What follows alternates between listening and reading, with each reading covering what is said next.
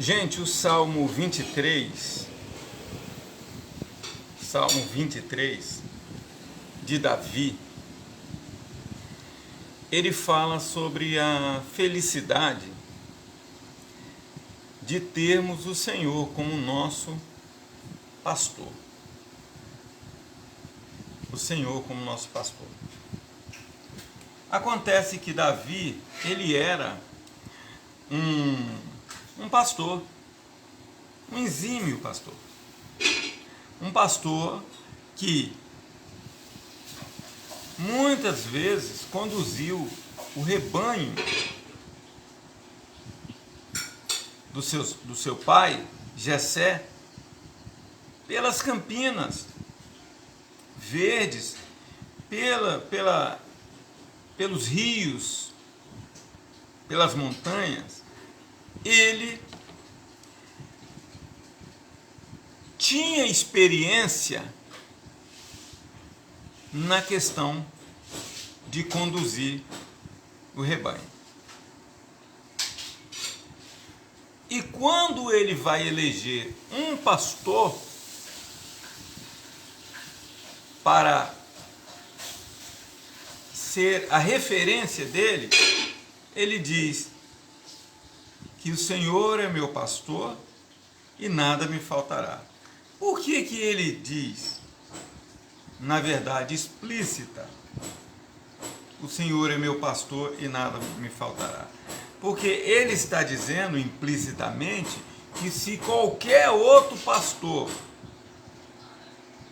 for o pastor dele, alguma coisa faltará.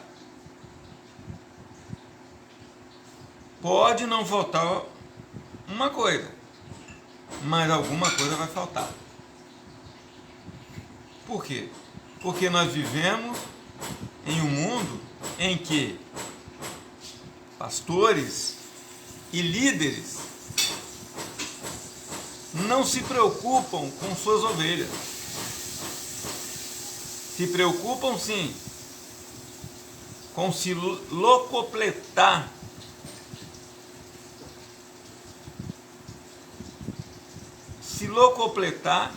com as suas necessidades. E o rebanho, ele não está nem aí. Ele impõe uma liderança forçada e não está nem aí para o que acontece com o rebanho. Mas vamos ao Salmo 23. Está aqui, ó, Salmo 23. Você viu 24 aqui, ó, mas aqui perto, ó, Salmos. Então diz assim, ó: o Senhor é o meu pastor, nada me faltará. Deitar-me faz em verdes pastos, guia-me mansamente às águas tranquilas. Refrigera minha alma, guia-me pela vereda da justiça, por amor do seu nome. Ainda que eu andasse pelo vale da sombra da morte, não temeria mal algum, porque tu estás comigo, a tua vara e o teu cajado me consolam. Preparas uma mesa perante mim na presença dos meus inimigos. O meu cálice transborda. Certamente que a bondade e a misericórdia me seguirão todos os dias da minha vida, e habitarei na casa do Senhor por longos dias. Então Davi, ele traz a exegese e a verdadeira hermenêutica do que é um pastor. O pastor não é apenas um líder. O pastor é um líder que provê alimento para suas ovelhas. E como ele toma Deus como referência, ele está dizendo o seguinte: Deus, no sentido total da palavra, é um Deus que é pragmático, é um Deus que faz e não decepciona os seus escolhidos.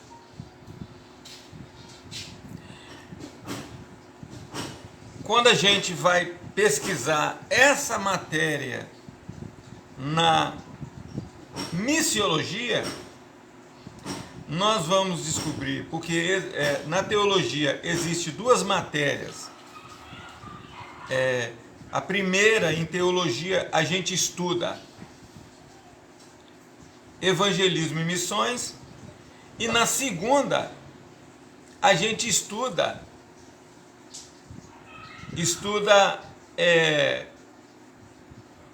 missiologia. É diferente. Em evangelismo e missões, nós estudamos tipos de evangelismo, o evangelismo como numa visão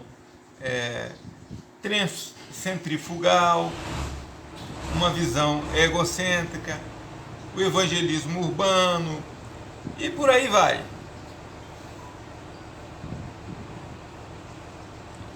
A ordem a missão, a ordem missionária, e vamos falando. Mas em missiologia, nós estudamos que Jesus, apesar de não ter sido um missionário, implicitamente ele queria alcançar o mundo.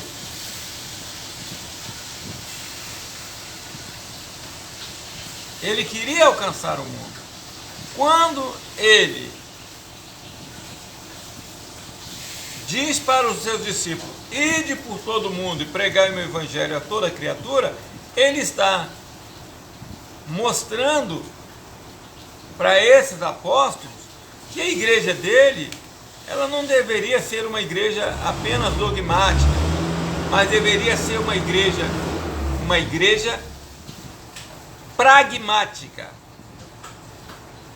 uma igreja que trabalha, uma igreja que se preocupa com os seus discípulos.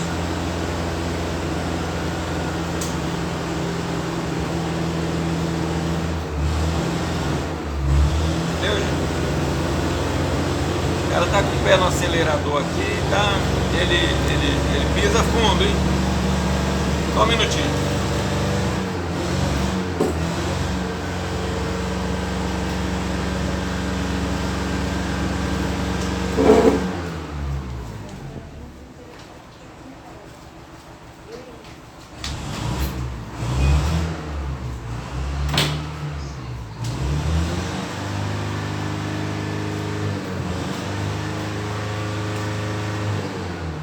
Então, gente,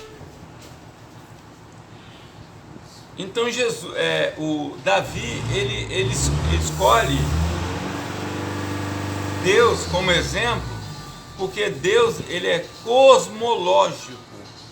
É o que nós aprendemos em missiologia.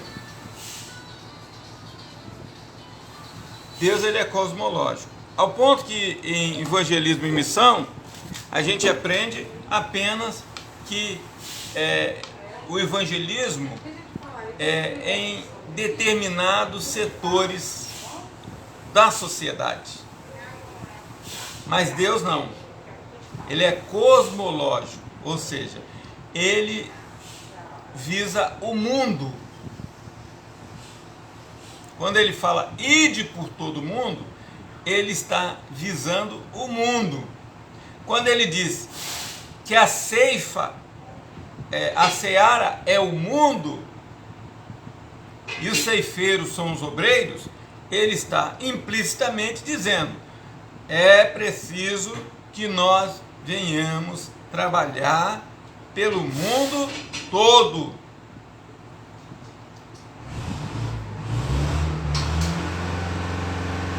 não por um grupo social apenas, não por um grupo ideológico, não. Nós temos que trabalhar pela humanidade. E a humanidade, ela precisa ouvir essa mensagem. Ela precisa ouvir essa mensagem. E quando Davi vai descortinando essa mensagem do Salmo 23, ele diz o seguinte: que o Senhor não vai deixar faltar nada, ele faz o rebanho deitar em pastos verdejantes e guia mansamente nas águas tranquilas. Quer dizer, os pastos não são secos. Tem pastor dando pasto seco. Ele está dando pasto seco para ovelha. Está aqui, ó, o pasto aqui para você. Capim seco, está aqui, vai comer capim seco.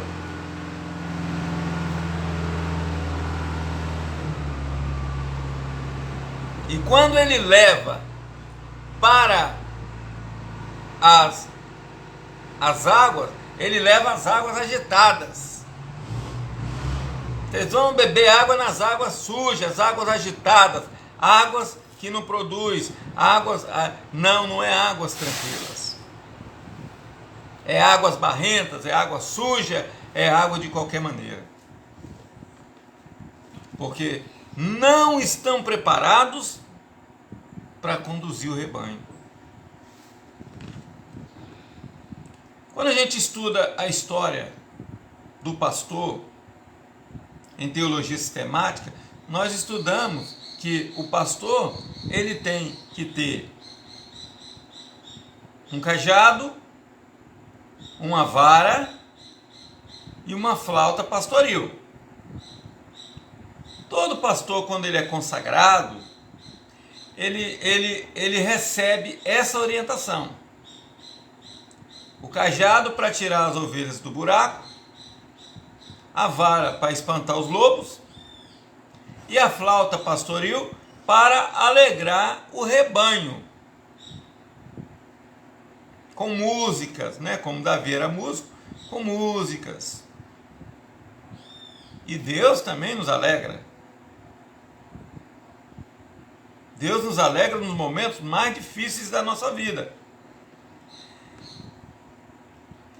Então, quando o pastor ia caminhando, ele ia já sabendo da função que ele tinha. Não era uma função de explorador das ovelhas. Não era uma função de ficar tirando dinheiro de ovelha. Não. Era uma função de levar as ovelhas para ter alimento. Não era uma visão alhúrica, uma visão de status. Não, era uma visão de provedor. Por isso leva aos pastos verdejantes e leva às águas tranquilas. Mas em que se transformou a igreja? Em que se transformou as denominações? Não a igreja. Porque a igreja na eclésia é reunião de salvos. É um grupo que se reúne para cultuar e adorar a Jesus. Eis o motivo de tanta ira de alguns pastores, porque não podem ir para a igreja. Sabe por quê? Porque eles não sabem trabalhar com grupos familiares. Eles não sabem trabalhar com grupos de famílias, como na igreja primitiva. Eles só sabem estar ali com 100, com 200, com 300 pessoas, onde eles vão pedir dinheiro. Vão vender feijão, vão vender arroz, vão vender óleo ungido, vão vender tudo isso. Eu já vi até vendendo garrafa para botar capeta dentro.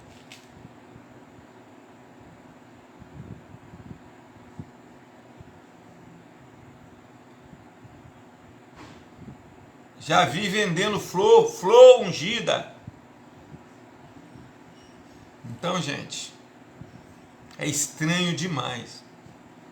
Porque a igreja não é um templo. E aí vem a revolta. Ah, não podemos ficar no lockdown, não podemos ficar nas nossas casas, porque eles não sabem fazer de outra forma.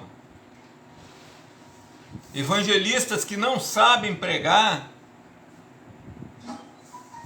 pela internet. Eu mesmo tenho um grupo chamado Apoiadores do Bispo Ronaldo.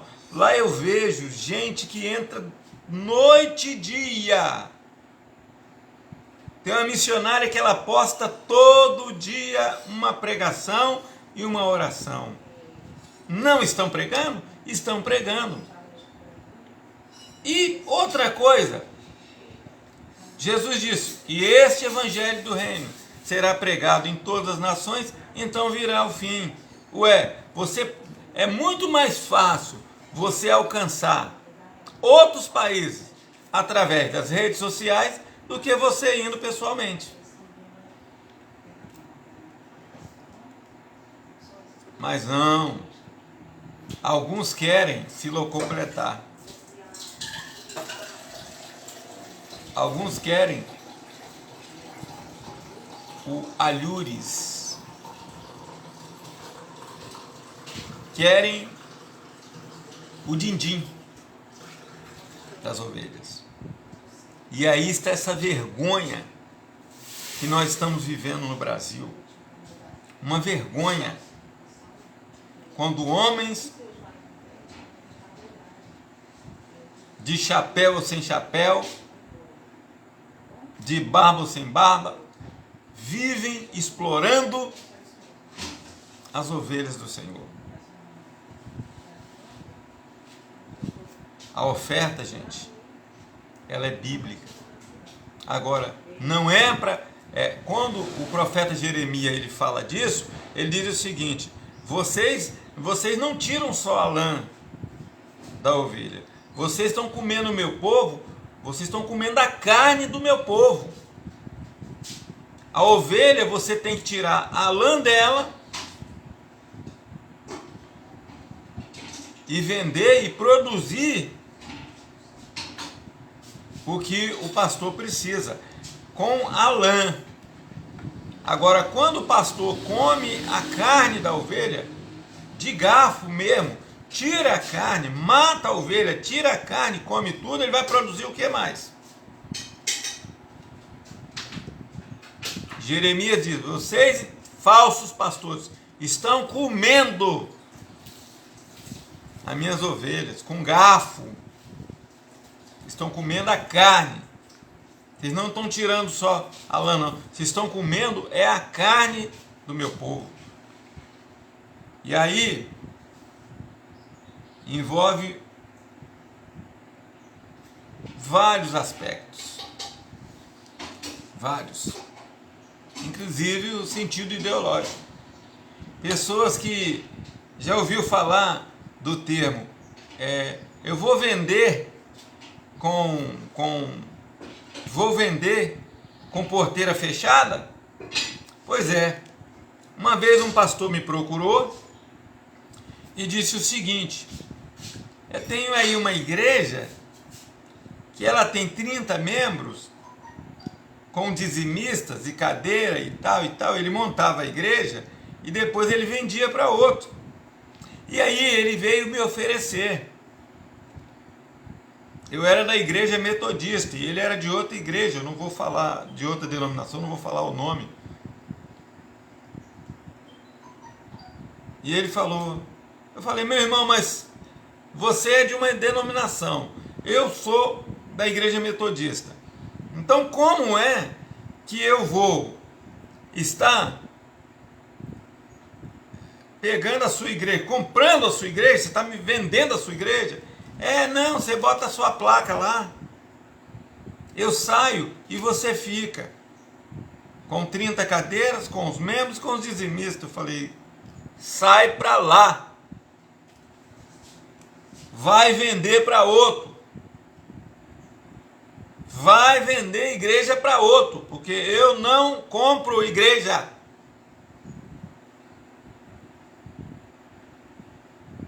Eu não compro pessoas. Não foi isso que a Bíblia nos ensinou. Mas os lobos que estão vestidos de ovelha, os lobos que estão vestidos de ovelha e travestidos de pastores, eles não seguem a orientação do Salmo 23 de dar pasto verdejante e águas tranquilas, como Davi seguia. Como Deus faz. Não. Eles dão águas barrentas, água suja, e dão para o rebanho pasto seco. Porque estão preocupados apenas com o dinheiro.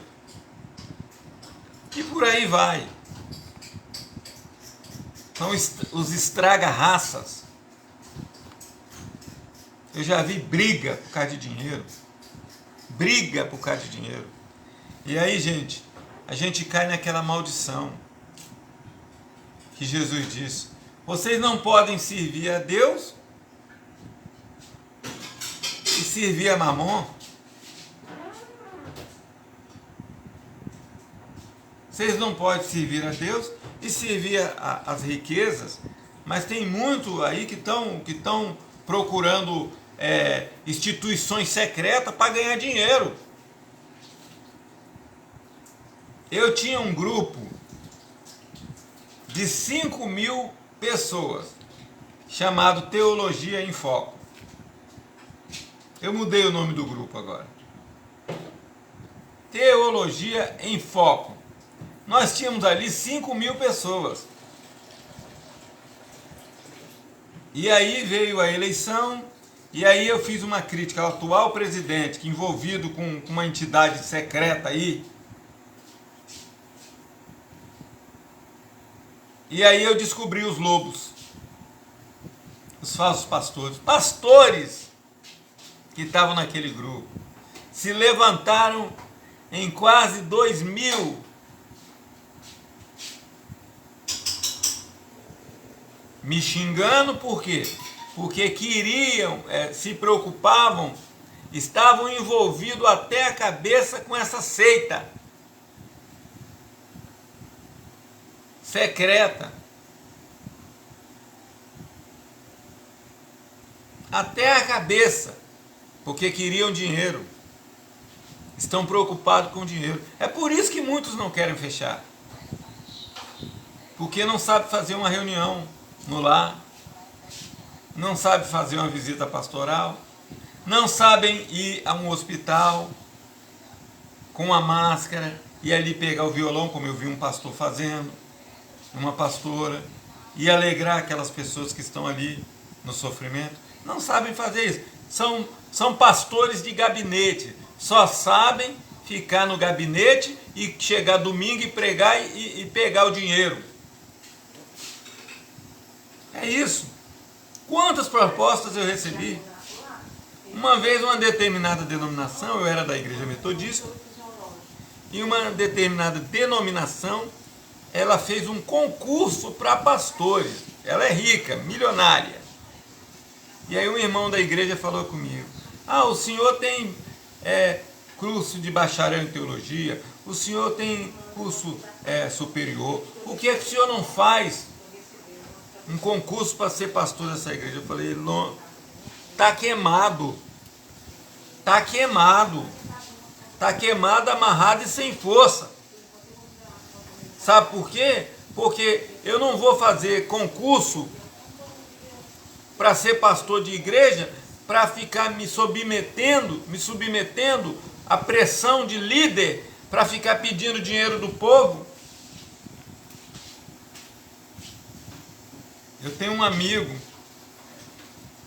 que foi de uma dessas denominações, que eles esfolavam tanto os membros da igreja, e quando ele ia até uma determinada cidade levar, ele estava numa cidade pequena, ele ia levar uma determinada oferta, quando chegava lá um bispo e falava assim, eu trouxe 18 mil, aí o bispo presidente dizia, aê garoto, o outro levava 20 mil, não é dízimo, não é cota, aí diz, aê garoto, aí quando ele levava lá os 2.000 reais que estava na cidade pobrezinha, o bispo pegava e dizia, para que você... Isso é uma miséria que você trouxe para mim? Brincadeira, né, gente? Mas esses homens vão prestar caro. Ah, falso pastor.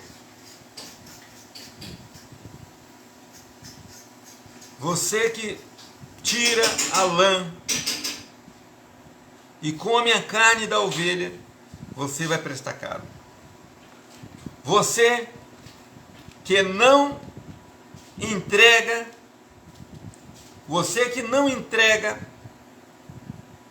a ovelha aquilo que ela precisa, você vai pagar caro. Você é pior do que o ímpio. Você é pior do que o ímpio. Porque muitas vezes o ímpio não conhece a Deus. Muitas vezes quando uma autoridade política ou determinadas pessoas falam bobagem, aí eles pegam vídeos e mandam para tudo quanto é lugar. Esses pastores ideológicos, eles mandam para tudo quanto é lugar. Aí eu digo para minha esposa que é pastora, eu digo assim, você está vendo? Essas pessoas que falaram isso, eles não conhecem a Deus. Eles não conhecem Bíblia. Então, eles falam sem conhecimento. Agora, essas pessoas que estão com a rapadura debaixo do braço, como diz no Rio de Janeiro, estão com essa escritura na mão e não leem, porque eu, pela misericórdia, li 5 vezes, capa a capa, e estudei 9 anos. Essas pessoas que não leem, essas pessoas que não querem viver, mas querem explorar, essas são piores. Porque eles conhecem, mas não querem viver. Eles são ideológicos. Eles não são pragmáticos. Eles não fazem. E tem pessoas que, na sua simplicidade, fazem mais do que eles. Porque a função do pastor, segundo Davi, é dar pasto a verdejante e águas tranquilas. Mas os pastos desses pastores, falsos pastores, estão contaminados. Porque eles só veem a ovelha com aquele barulhinho. Uma vez um homem falou comigo assim, eu tinha uma humilde igreja, um templo, que a igreja somos nós, no bairro Porto Canoa. E ali eu tinha cerca de 30 pessoas, mas estava enfrentando muitas dificuldades. E aí alguém, um moço passou atrás, que tinha uma loja de bicicleta do outro lado, vendia bicicleta, falou comigo assim, atravessou a rua, falou comigo assim, pastor, o senhor quer que a sua igreja esteja cheia? Faz o seguinte, compra um carro zero e coloca na porta da igreja, que você vai ver ela lotar. Porque as pessoas estão procurando isso. Carro zero, dinheiro em abundância, ouro, prata. Eles não estão preocupados com as suas almas. Então eles estão servindo mais a Mamon do que a Deus. Eu não sou contra ninguém ter nada disso. Mas você tem que ter... o apóstolo Jesus disse assim: buscar em primeiro lugar o reino de Deus e as demais coisas vos serão acrescentadas. Lucas 12, 31. Isso são acréscimos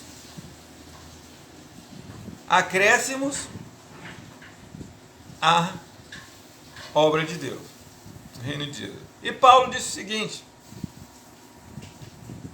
quando ele escreve ao seu discípulo Timóteo, ele diz que o amor ao dinheiro é raiz, o amor do dinheiro é raiz de todos os males. Fábio Bandeira.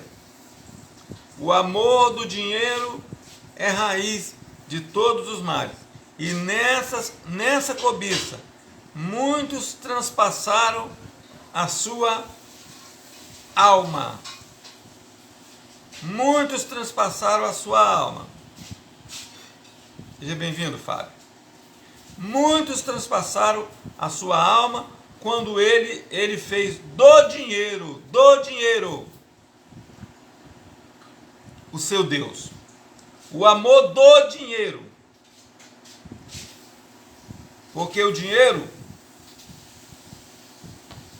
Deixa eu botar o óculos aí, Fábio, para te ver o que você falou. Sabe, né? 56 anos. Hello, Bispo Ronaldo. Deus abençoe, meu amado. Obrigado, meu irmão. Edson Fernando de Souza. Seja bem-vindo. Então, irmãos, ficar de óculos logo, né? Quer dar uma de novo, mas já estamos aí com 56.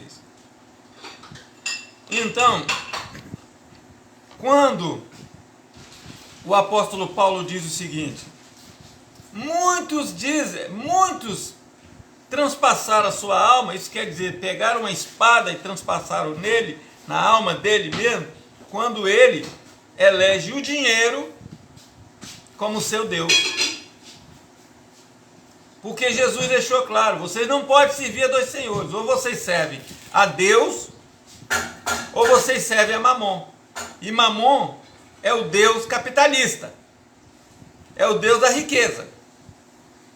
Se a pessoa é ganancioso, ele vai estar amando mais o dinheiro do que o próprio Deus. É por isso que quando Nietzsche, o filósofo do século XIX, ele escreveu Deus está morto, muitos cristãos ficaram revoltados, se estribucharam, porque não entendem nada, não leem. Porque quando Nietzsche disse isso, Deus está morto, ele disse, muitos cristãos, era isso que ele estava querendo dizer, mataram Deus nos seus corações e elegeram outro Deus. O Deus deles agora é Mamon. Então Deus está morto no coração dessas pessoas que colocaram Mamon para ser o seu Deus. O dinheiro, ele não se preocupa mais com nada, só se preocupa com dinheiro e com ganância. E alguns, quando se destacam politicamente, também começam a sua ganância desenfreada pelo dinheiro. E aí começam a transpassar a sua alma. Daqui a pouco estão lá arrebentados, envolvidos com tudo quanto é tipo de corrupção. É isso que a Bíblia está falando. Mas o apóstolo Paulo, ele fala uma outra coisa mais interessante. Ele diz o seguinte: o lucro com contentamento. Ele diz, muitos pensam que o evangelho é fonte de lucro. Ele diz, e na verdade é, mas o lucro com contentamento. O lucro com contentamento. Ou seja, tem o lucro, mas tem que se contentar. Se ganha 1.000, é 1.000.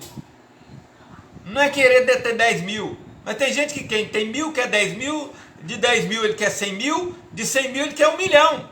E de 1 milhão ele quer 10 milhões e nunca dá para ele. Porque a ganância dele é tão grande que ele não consegue se satisfazer mais com pouco. E ele faz isso que o pastor lá, o bispo fez lá com o pastor. Quando ele levou 2.000 na igreja, ele, pastor de uma igreja pequena, foi prestar conta e ele disse: eu não quero essa miséria não. Os que levavam 20.000, 10.000, um cara de 19 anos que era ungido bispo na hora. Porque levou 18.000, 20.000, 30.000, aí o cara na hora era ungido bispo. Não era mais pela experiência, lá pela experiência que a Bíblia relata do bispo, seja o marido de uma só mulher, que seja não dado ao vinho, que tenha uma reputação ilibada, que não sejam gananciosos. Não é mais por aquilo, é pelo dinheiro que eles levam. Como o irmão levou pouco, aí o que acontece? Essa miséria aí não serve. É isso, gente. É nesse nível que está esse falso evangelho pregado por falsos pastores que pregam o evangelho falso. E aí eles não suportam. Tem que ter templos lotados. Aí eles levam os seus membros a um genocídio. Eles levam para a morte. Porque quando há um lockdown, é como se Moisés tivesse falado assim. Eu vou citar bem o exemplo para ser claro. Quando Moisés disse assim: à meia-noite, o anjo da morte vai passar sobre o Egito e todos os primogênitos do Egito vão morrer. Porque Faraó, ele está lutando com Deus. E com Deus ninguém vence. Com Deus, lutar contra Deus ninguém vence. Com Deus você vence. Mas lutar contra Deus você não vence.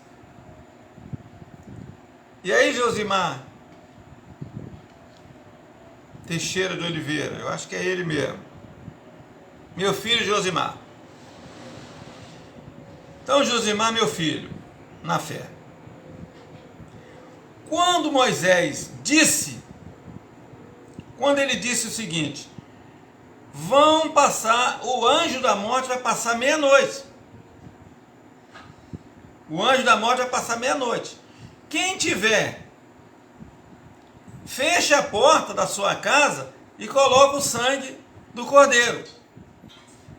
Mata um cordeiro e passa o sangue. Porque esse cordeiro já representava o sangue de Cristo. Já era um tipo de Cristo. Porque quando a morte passar, ela não vai entrar. Ou dizendo, Moisés está dizendo, fica dentro da sua casa. Fica dentro da sua casa e obedece o comando.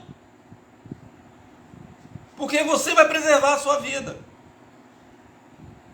Esse é um comando. E quem fez isso sobreviveu, mas os israelitas que temaram e falaram, não, eu vou abrir a porta e vou sair para fora, morreu. Outra coisa, outro comando semelhante a esse que eu mostro, foi que Jesus, quando ele disse assim, orai para que a vossa fuga não aconteça no dia de sábado, senão vai ter grande mortandade. Ele estava falando da invasão do general Tito no ano 70 depois de Cristo, iria invadir Jerusalém e ele diz, orai para que a vossa fuga não aconteça nem no sábado e nem no inverno. Por quê? No inverno os israelitas não saíam. E no dia de sábado, eles guardavam o sábado e eles não saíam. Não saíam. Não saíam. Eles só podiam andar 1 milha.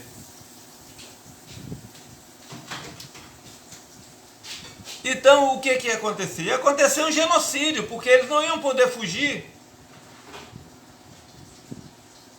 Então Jesus, sabendo disso, fala: ora para que não aconteça nesse dia, porque se acontecer nesse dia, vocês vão morrer todo mundo. Se no ano 70 depois de Cristo, quando Jesus diz: não passará essa geração sem que tudo isso aconteça, porque a geração era de 40 a 100 anos, eram os anos de vida que uma pessoa podia viver, e Jesus estava no ano 30 e pouco, e no ano 70 depois de Cristo, General Tito invadiu Jerusalém. Então ele deu alerta: cuidado, ora. Orem, gente, para que não aconteça no dia de sábado. Olha o que Jesus está fazendo como um sábio pastor. Ele está dando alimentos. Ele está dando alimento, pasto verdejante para o seu rebanho. Ele está alertando. Ele está dando água tranquila para que eles já soubessem o que iria acontecer. Mas não. Hoje a ganância é demais. Hoje a ganância é demais. Gente, eu pastoreio há 37 anos. Eu era diácono quando eu comecei. Eu era diácono. Eu cheguei na igreja e logo fui diácono. Eu era diácono quando eu fui enviado para o bairro Maria Ortiz. E pastoreei em Sossego, pastoreei em Maria Ortiz, pastoreei em Jardim Tropical, em Nova Carapina, em Barcelona, em Porto Canoa, em Tubarão, em Eldorado, em Feu Rosa, em Vila Nova de Colares. Em tudo quanto é lugar. Em Flechal, lá em Tabajara. E nunca eu preguei riqueza, gente. A riqueza, ela é espiritual, gente. Quantas pessoas que são ricos e não são felizes?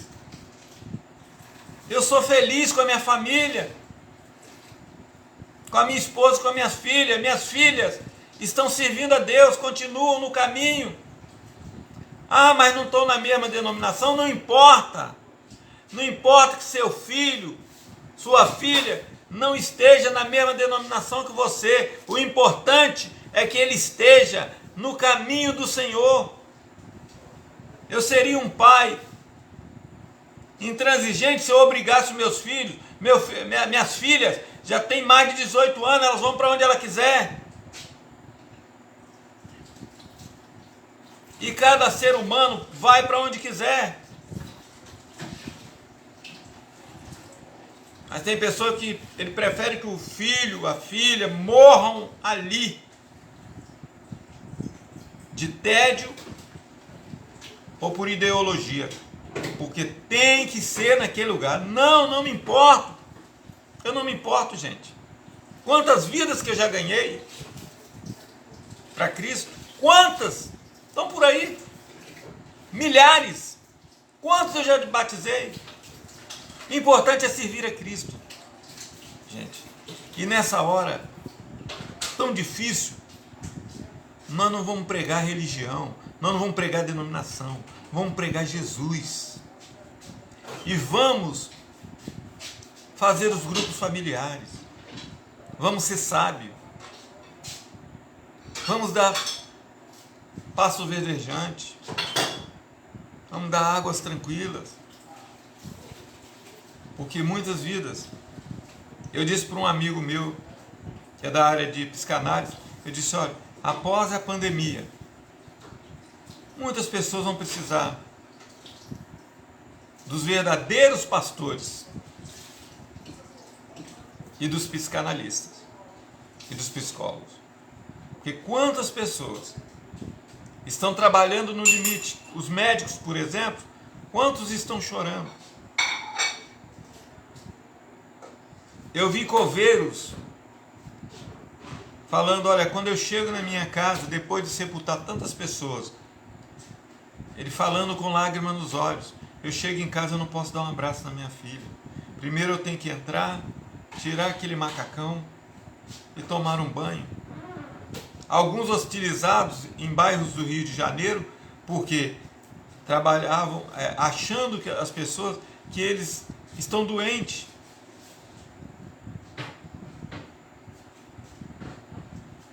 Quantas pessoas estão sofrendo e vão sofrer mesmo?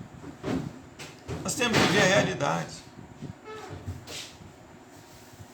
Após uma pandemia, nós vamos ter que saber tratar. Se chegarmos lá, tá, irmãos? Se chegarmos lá. Porque nós estamos sujeitos a passar pela mesma coisa. O cantor Lázaro, que eu tanto gostava, foi ontem de ontem. Mas eu quero dizer, ontem eu preguei sobre Lázaro no meu grupo familiar. E eu dizia o seguinte, irmão. Eu dizia, olha só, o que Deus me mostrava. A morte, para nós aqui a vida, por causa dos pecados que existem na humanidade, nós estamos mortos. Muitas vezes nós estamos mortos em nossos pecados, diz a Bíblia. Então, essa vida que nós vivemos agora, se não tiver Jesus, nós estamos mortos.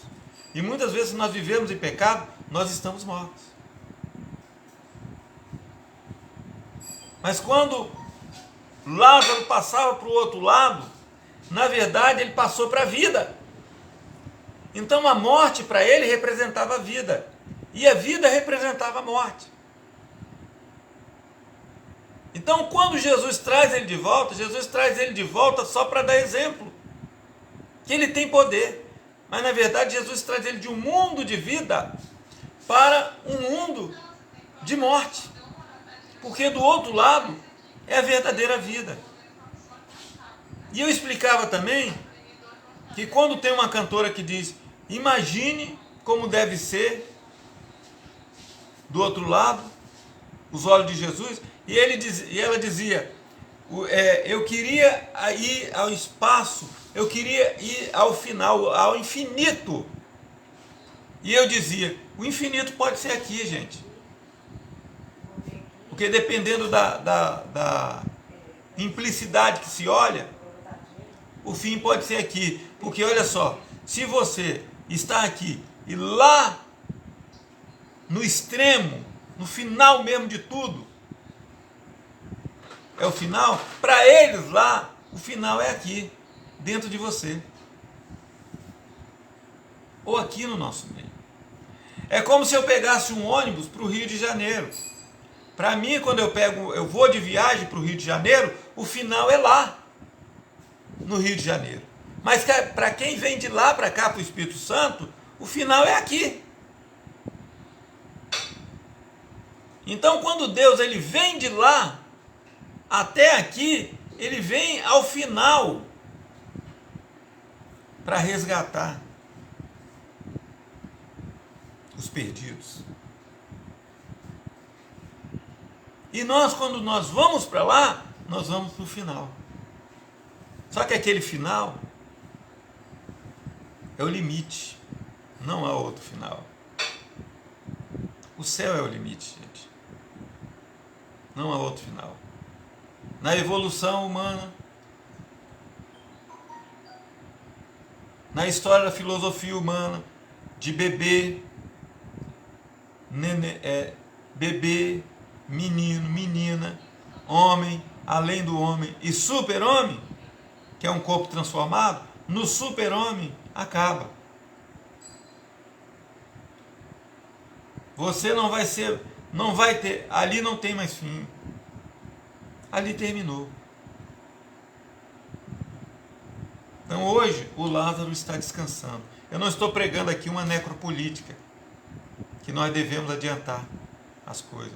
Mas todos nós teremos que passar. Por isso que o provérbio diz, provérbio 7, é melhor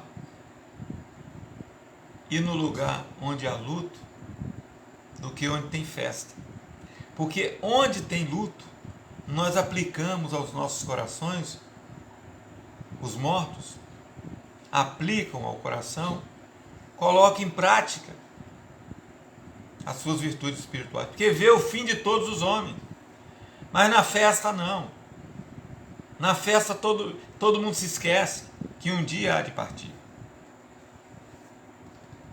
Então o nosso pastor, Deus, ele não está interessado em melhores alhures, porque ele não precisa, ele é dono do ouro e da prata. Ele está interessado em você, em mim, na nossa alma, porque ele precisa de adoradores que o adorem e que estejam com ele. E quando nós formos para lá, nós estaremos para sempre adorando a ele. Deus possa te abençoar. Eu volto se Deus permitir.